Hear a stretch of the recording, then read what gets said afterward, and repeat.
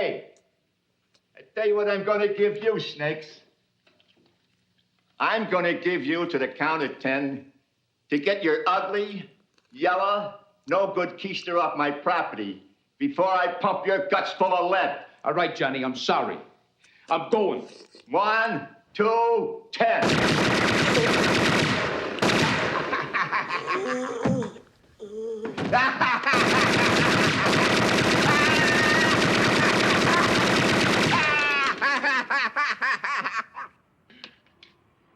Keep the change, you filthy animal. Hey everybody, welcome to Fantasy R&R. This is your host Ryan. And I'm Rob. And this is our Week 13 podcast, where this week we will discuss the most frustrating players of the 2021 season and how to approach them in the upcoming playoffs. This is Fantasy with Rob and Ryan. Fa la la la la la Fantasy Football.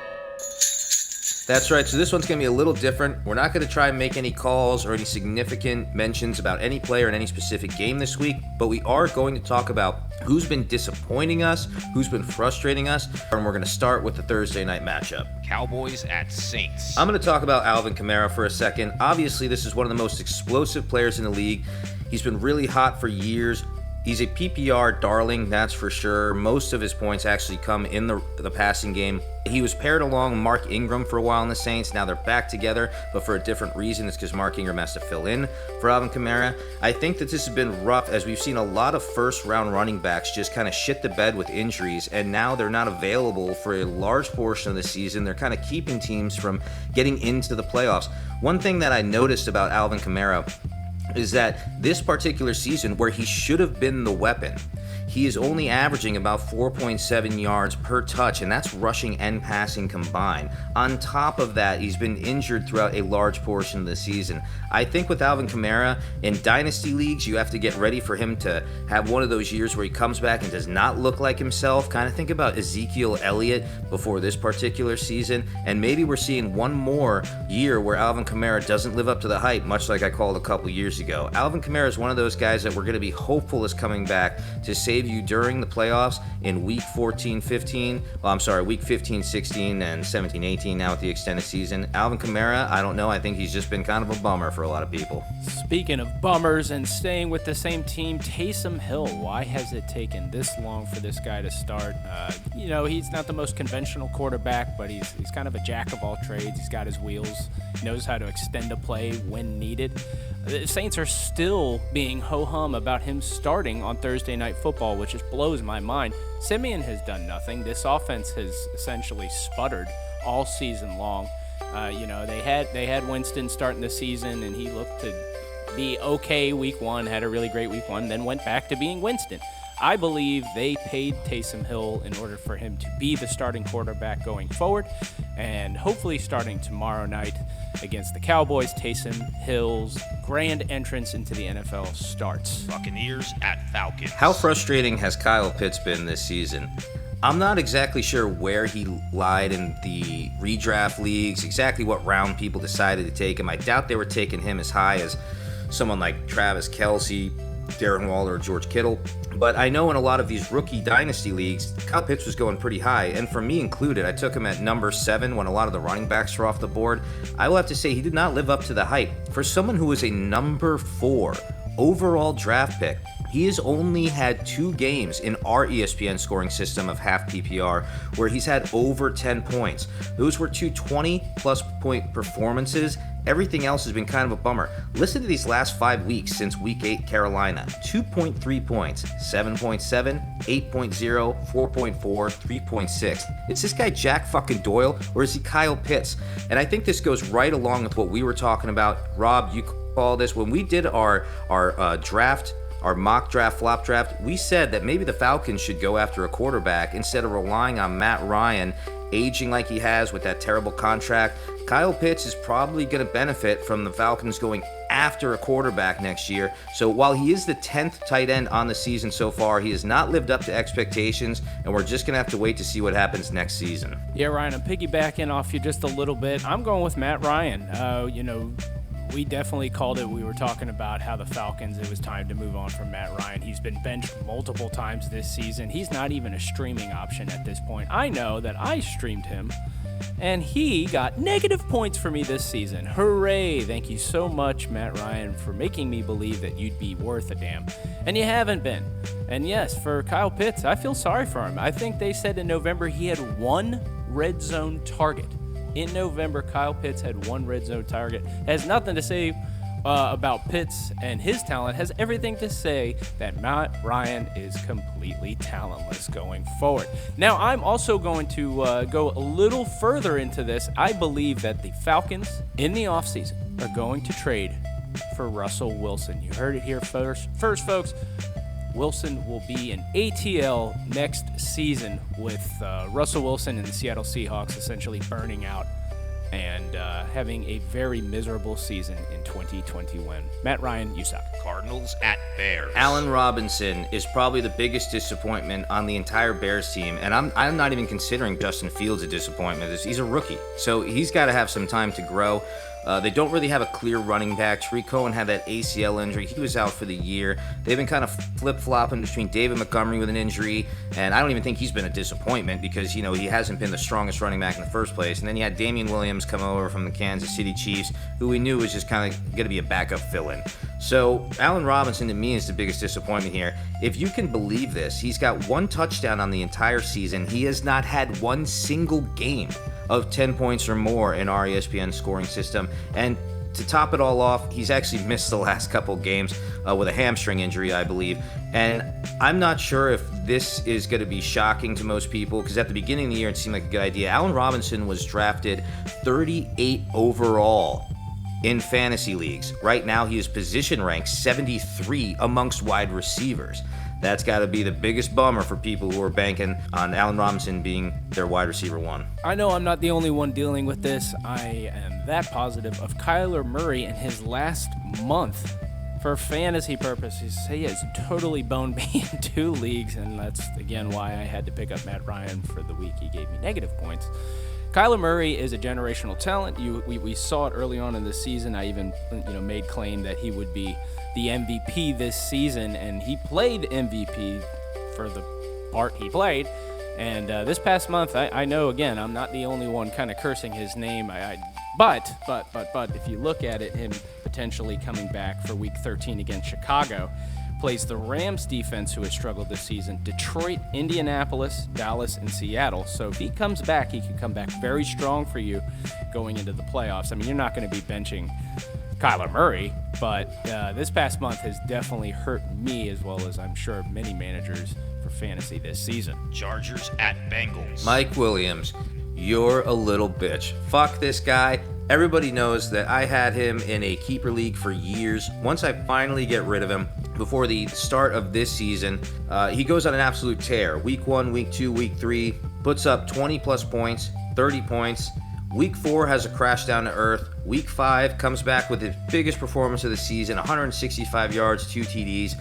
But after that, goes on a 4-game skid where he doesn't get more than 7 fantasy points. And then he has 1 quick performance of 97 yards and a TD. But that's with Keenan Allen having an 11-target game. And after that, back down to earth against Denver in Week 12 with 5.9 fantasy points.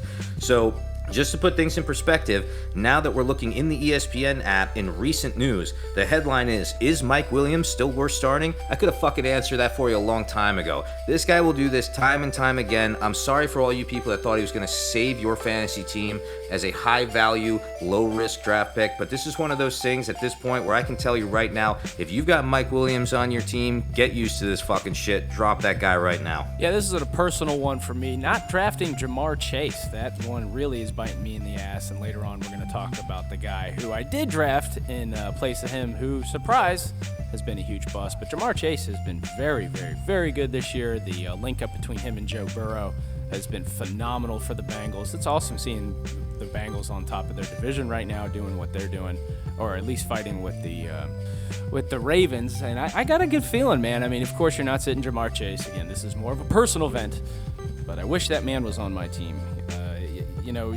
I believe even in our flop draft and many mock drafts around the world, everybody was thinking that they were going to take the O-lineman from Oregon, and they didn't. They surprised us all with Jamar Chase, and it seems as if the Bengals front office knew what they were doing. If only my fantasy front office, a.k.a.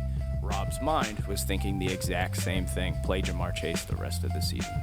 No reason to sit him. Vikings at Lions. I definitely hate to quote Skip Bayless because that dude's a knucklehead, but Jared Goff it up. That's what he's been doing all season. Yeah, he's got a number of picks on the season, a number of fumbles on the season. I think he's got about the same amount as he does touchdowns. Jared Goff, did they ever lose that trade? The Lions? Doesn't really matter. Stafford probably wanted out of Detroit anyway. But if you guys can believe this, not only are the Lions completely winless, I think they have one tie, but Jared Goff, who has started almost every single game, is position ranked 29 on the season. He's averaging 10 points of fantasy per game. At this point, is only 3.4% rostered. For somebody who actually almost had an MVP season heading towards a Super Bowl appearance against the Patriots, this guy has just fallen off a cliff. He was a number 1 pick years ago, right before Wentz gets taken, and it's starting to look like you can't trust every quarterback that comes out of the first round in NFL. So you just gotta have to pick and choose, make those risky decisions, stash those guys on your bench. But Jared Goff is not an option going forward. Yeah, I'm going the flip side on the Vikings with Kirk Cousins. He has surprised, I would like to believe, all of us all season long. I think he was top 3 in accuracy this year. I think he's only thrown 3 interceptions. He has ridiculous receivers in Jefferson and Thielen. And even with Dalvin Cook missing, this gives Kirk Cousins the ample opportunity to just be airing the ball out. Alexander Madison's going to step in, and I think he is not going to say just as good as Dalvin Cook, but he is a very formidable running back. Unfortunately, I dropped him on Thanksgiving while rostering him all season, and then Dalvin Cook goes down with an injury again. This is just a personal vent here. But Kirk Cousins has surprised. I believe going into next year, we might even be looking at him as what would you say, a top 7-8 quarterback going into next season? What would you think there, Ryan? Yeah, I think it's time to put Kirk Cousins in that same mantelpiece as like someone who was like under Peyton Manning back in the day. He's not getting into the playoffs with his team. He's not winning any games that are really important with his team, but he's just continuing to produce over and over again. It kind of reminds me of, when it all said and done, someone like Trent Green back in the day, maybe. Kirk Cousins is, position ranked 8 on the season, and it's kind of nuts when he's got, 23 touchdowns to 3 interceptions. He's incredibly efficient, multiple 300-yard games this season. I don't know if he's someone you can stash on a dynasty team to look further into the future with at his age, but I think next year, instead of just leaving this guy on the waiver wire, you should probably already have him on your bench as your backup by week 1. Colts at Texans. For this game, I'm going to say David Johnson. David Johnson is a disappointment to me only because we saw him have that huge breakout season a couple of years, 5 years ago. It's been a while now. It's kind of crazy. He was like a darling in 2016 or 2017 or something like that, and absolutely blew the lid off the NFL. Now, we watched this trade that nobody could understand between DeAndre Hopkins and David Johnson. It seemed weird even back then because Johnson was hurt for a while, but we knew that he had some upside as a running back, and there was a need in the Texans for that position. But with that being said, the Texans have been using this guy all year as their main running back, and he's done absolutely nothing for them. He has 0 touchdowns on the season, despite being the only running back they ever use besides the backups when they have to fill in change of pace for him. He's a position ranked 54, which makes no sense because you're not even in the top 32 of the NFL teams as a starting running back. He is somehow 43% rostered right now. That might be because we all thought he was going to do something against the Jets in week 12, but I gotta say, David Johnson, even if you think he's going to be your streaming option for the week, he's done in redraft leagues and he's done in dynasty leagues. I'm going with one of my favorite breakouts of this year, Michael Pittman Jr., and the only reason I'm really talking about him is because of the last 3 games. He's averaged 6.73 fantasy points per game after just going off a complete tear mid-season between weeks 5 and week 9. Scored a total of 5 touchdowns. The last 3 games, he has not had a single touchdown, and with him going into week 13 against a very, very, very terrible Houston defense, I hope to believe that he's going to get back on track. This more or less has more to do with Wentz essentially just not throwing to him. Even though he's had 20 targets the last 3 games, he hasn't found the end zone, which I hope ends this week. I say continue to play Michael Pittman Jr. with confidence.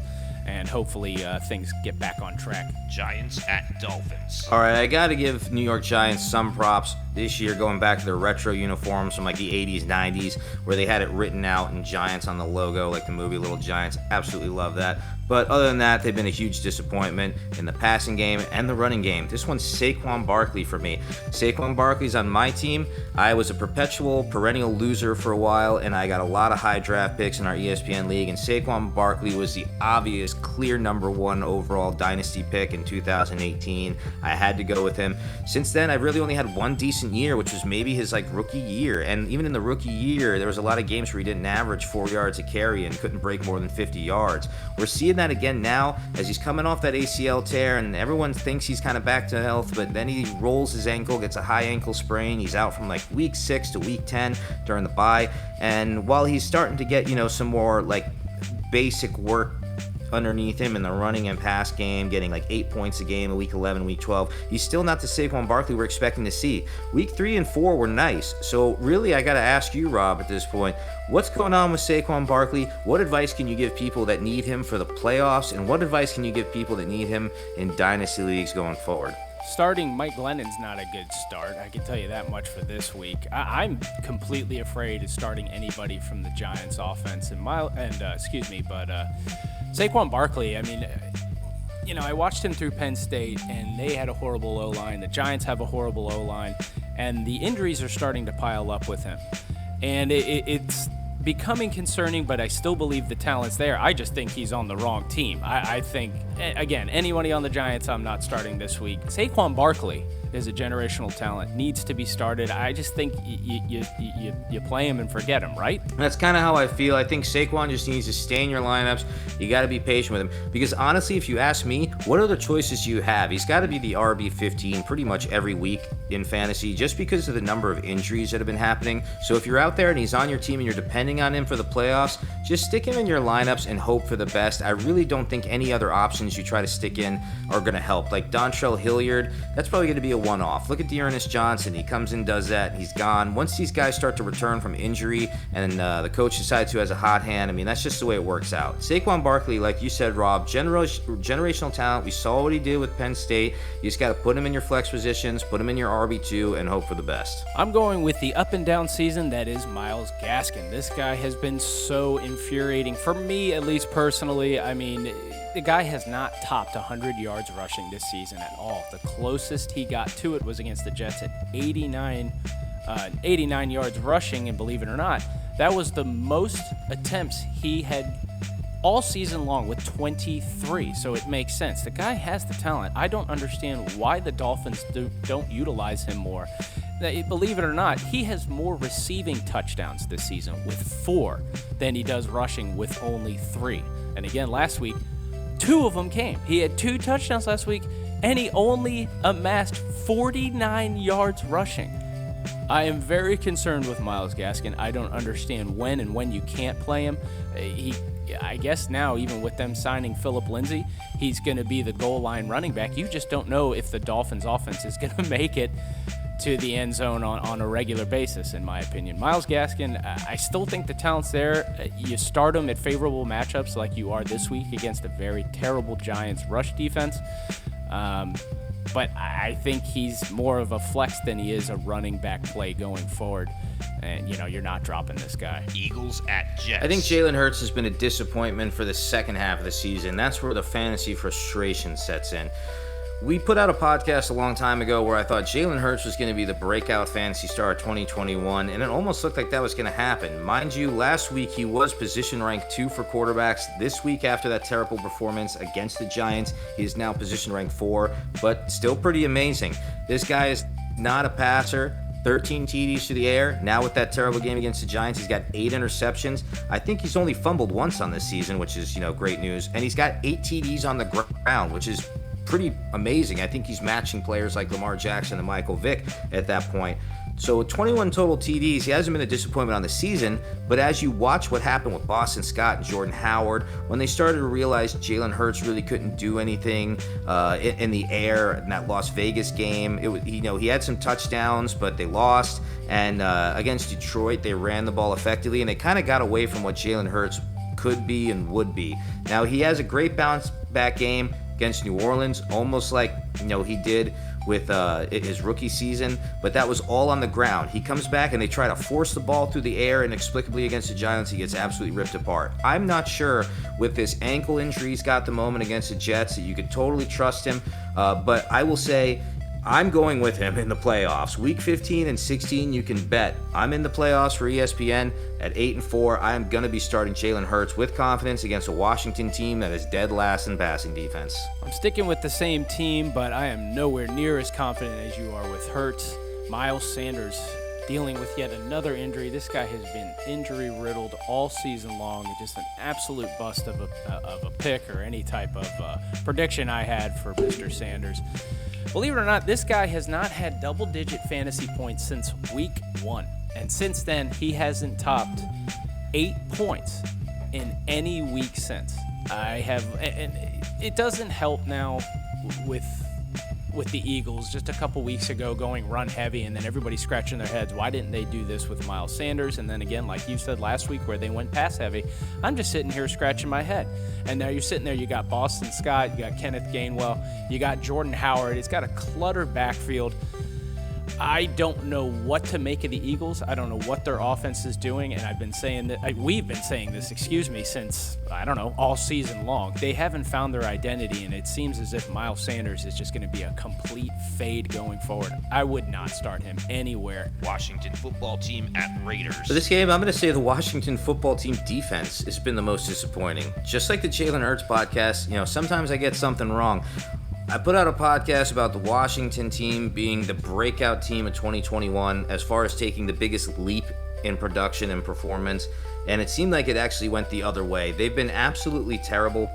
I'm not really sure what's going on with them, to be quite honest, but, as far as passing yards per game, they were dead last up until these last couple games. They're averaging 266 yards against them per game. On top of that, they're giving up 92 rushing yards per game, which is definitely not top of the pack. It's probably more in the middle, but overall, 282 points scored against them this season. They are absolutely terrible, and I think that everybody had a lot of high hopes for them. Now we saw Chase Young have his injury, so they're going to lose a lot of that, pressure on the quarterback that gets them a lot of sacks from last season. This team is effectively over. The one shining light so far has been Taylor Heineke, who I think is struggling in any way that he might be struggling if you perceive it that way, only because the defense has been so bad and giving the ball back to the other team on a constant basis. So I would just say if you're going forward, Washington is probably not a streaming option. Maybe you can get a pick out of them against Hurts, but more than likely I think Hurts is going to run wild on them. Stay away from the Washington defense. This is going to be another personal event. J.D. McKissick, I had you on my team all season long. The 1 week I desperately needed to win in ESPN, I dropped you, and you had your best game of the season, both having a rushing and a receiving touchdown. Ryan and I have talked at length about McKissick. Yes, he's not a game winner or anything, but the guy has these kind of games, and it's so frustrating. Like I said with Miles Sanders, I don't know what to make of it. I know Antonio Gibson's the man in the backfield for Washington, but McKissick's a pretty solid little flex play here and there, and last week would have done wonders for me trying to get into the playoffs. Jaguars at Rams. You hear those sirens in the background? That's every fantasy owner having a heart attack over this motherfucker Laviska Shenault, who was supposed to have his breakout season, but has only had one game over 10 points this year, and that was a 7 for 99 yard performance, no TDs, with an 11-yard rush. And I want you to just take this in, Rob, for a second. That was week 4 against Cincinnati, and that was the 1 week I benched this asshole. So Laviska Shenault has done effectively nothing since then. I'm not even sure at this point whether I think he's worth rostering, and I'm dead serious. I watch him on the field, and he kind of reminds me of somebody more like Dede Westbrook, who's never going to pan out, and he's just going to be that kind of fill-in wide receiver that's better than somebody that, let's say, here's the thing. Laviska Shenault, I'm not sure if we could maybe liken him more to a Nelson Aguilar situation. Jalen Reagor seems to have passed the Nelson Aguilar situation. I'm not sure if Laviska Shenault has yet, but I think it's more because he is the jack of all trades and he's not getting those deep opportunities and probably never will. Trevor Lawrence has looked off at times, but I'm personally thinking Laviska Shenault, totally droppable in redraft leagues, and if it's a dynasty league, I might actually seriously consider dropping him for the next incoming rookie for 2022. I want to piggyback off that really quick, Ryan, just to give my 2 cents. What I truly believe what the Jaguars are in desperate need of, we've talked about this, they have got to get a burner receiver in this draft next season, and I believe that will unlock Laviska Shenault. I saw a statistic just this morning, ironically enough. I think he is 6th in, once again, like he was last year, with yards after touch or whatever. I always blank on that. He's 6th this season with 6 broken tackles after the catches. Now, you got to believe, I can't even think that he's had, maybe 20 or 30 catches this season? This guy's potential will unlock if we could open the field, and I truly believe that with ETN coming back next season, it is only going to help Shenault's value. I'm on the fence with him. I totally agree with you, but I say in a dynasty league, I'm keeping him everywhere. My go here is Dan Arnold. We were talking him up, and he was catching passes for the Jaguars, and now his season abruptly ends with an injury. Dan Arnold looked very good with the catch all season long up until 2 weeks ago when he had 0 targets, and then he leaves last game. The salt in the wound here is with what we have been talking about. We should have, as the Jaguars, I'm saying we, should have drafted Pat Freiermuth. Look what he's doing with an incompetent Ben Roethlisberger at this point. I believe he could have been a very, very solid target for Trevor Lawrence this season, being a big man. We saw what he was doing with Dan Arnold. This success could have not just been replicated, but I believe would have succeeded what Dan Arnold was doing with Pat Freiermuth as our tight end. Ravens at Steelers. So here's one that's probably a little controversial. I'm going to say Lamar Jackson, and this is the reason why. For somebody who has the leg ability he has, and to make that giant leap in production with his arm over the past few years, he's position ranked 9 out of QBs on the season, meaning a lot of the dudes that aren't running quarterbacks are performing better than him from a fantasy perspective. He had one big blow-up game in Week 5 against Indianapolis with 440 yards passing, 4 TDs on the ground, and only 1 fumble. He also had, I think, 60 or so rushing yards in that game. He's had 200-plus rushing yard games this season, but against Cleveland, he really took a dump. And what's interesting about that game is that was actually the first time he's posted less than 10 fantasy points in one game. And I think for a lot of people, you have to ask yourself, if you've got someone like Dak Prescott on your team, if you've got someone like Matt Stafford on your team, are you just starting Lamar Jackson by default going forward? I don't know if that's the case, but I would say that Lamar Jackson and Jalen Hurts, for as much praise as Lamar Jackson gets and as much shit as Jalen Hurts gets, look at them and compare stats. Jalen Hurts is pretty much on par in the numbers with Lamar Jackson. So if you got Jalen Hurts and Lamar Jackson on your team, I think you got a conundrum for the playoffs. Yeah, and I'm going to the receiver who Lamar Jackson should be passing to, and that's Rashad Bateman. We've talked about him a couple times. I'm almost exhausted talking about this guy. But continue to stash this dude because he's got talent. I see it through and through. This is a guy that Ryan had brought up to me a couple weeks ago when we were kind of discussing a couple sleeper plays. He'd been injured at the beginning of the season. Why they continue to throw to Sammy Watkins, why they continue to believe that they have a run game is preposterous. It really just makes no sense. Lamar Jackson needs to be airing the ball out. It needs to be Rashad Bateman. I will guarantee you I will bench him. I will bench him the week that he blows up after me just turning blue in the face saying, hey, Rashad Bateman, this guy's pretty good. 49ers at Seahawks. So who could be more frustrating than every single one of the San Francisco 49er running backs? Raheem Mostert starts the season. He's injured, like week 1 or 2. He's gone for the whole season, has to have surgery. He was going to be a lot of people's workhorse. Jeff Wilson started the season injured from a surgery previous. They draft Trey Sermon. They have this rookie Elijah Mitchell that they never used. JaMychal Hasty, who's always kind of been around, that guy from Baylor, never really does anything. He's like, shorter than an Oompa Loompa. He's just kind of a fill-in guy. There's no one you can really trust on this team. Isn't there some guy named Trenton Cannon, too? I mean, I hear you snickering in the background, Rob, but Jesus, this is a fucking mess back here.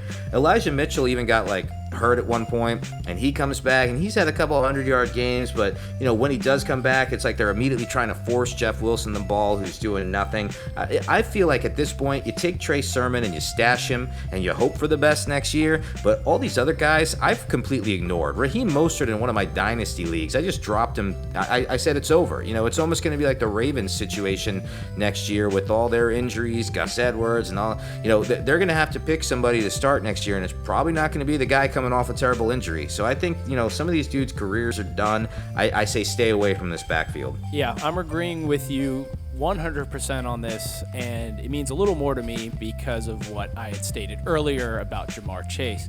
I was the idiot who decided to go, I need running backs. I'm going to draft Trey Sermon since all the other good running backs are coming back. Somebody's got to take the lead with the 49ers, backfield. And here we are, week 13, and Trey Sermon is a bust. He is totally killing me. I'm benching him like crazy, and it sucks. I thought this was going to be a guy who would not just be good, but somebody that would eventually take the reins in the backfield. And it's not happening. I don't know what the 49ers are doing.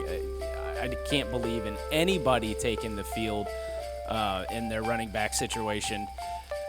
I know I was talking about the Italian sedan last week with Jimmy G.